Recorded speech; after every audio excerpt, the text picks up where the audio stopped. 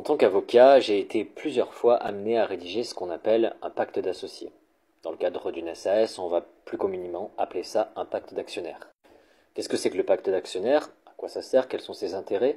Eh bien, c'est un contrat privé.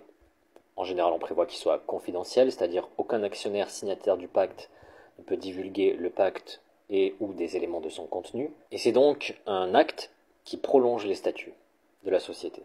Dans ce contrat, on va pouvoir prévoir différents droits dont vont pouvoir bénéficier les actionnaires, les associés, mais aussi prévoir différentes obligations qui vont être à la charge de ces mêmes actionnaires. Par exemple, moi je suis actionnaire d'une société et demain je souhaite vendre mes actions. Il se peut que le pacte d'actionnaires ait prévu ce qu'on appelle une clause d'inaliénabilité qui m'impose de ne pas vendre mes actions pendant les 2 premières années. Ou aussi, on peut prévoir ce qu'on appelle un droit de préemption. Ce sont des clauses assez classiques. Si demain je vends mes actions et que je suis autorisé à vendre mes actions, je vais devoir les proposer à la vente en premier lieu aux autres actionnaires de la société. Ce droit de préemption, par exemple, il permet d'assurer de garantir, de favoriser une certaine cohérence, une certaine cohésion, dira-t-on plutôt, dans le cadre de la société. Parce que si je suis actionnaire majoritaire et que demain je décide de faire entrer au capital et de céder la totalité de mes actions à un total inconnu qui n'y connaît rien au business, cela va être préjudiciable pour les autres actionnaires. D'où l'intérêt, pour eux, de proposer en premier lieu mes actions à ceux-ci.